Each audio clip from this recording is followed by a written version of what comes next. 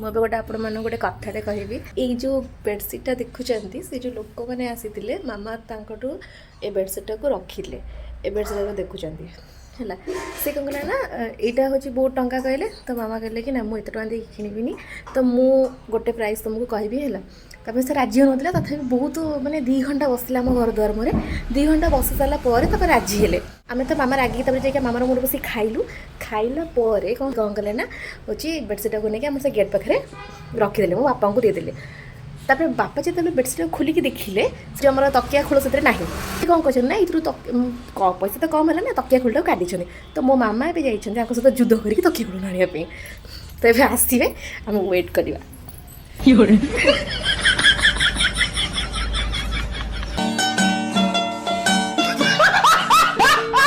Sekarang mata lagi? Kalau kaki itu bilang.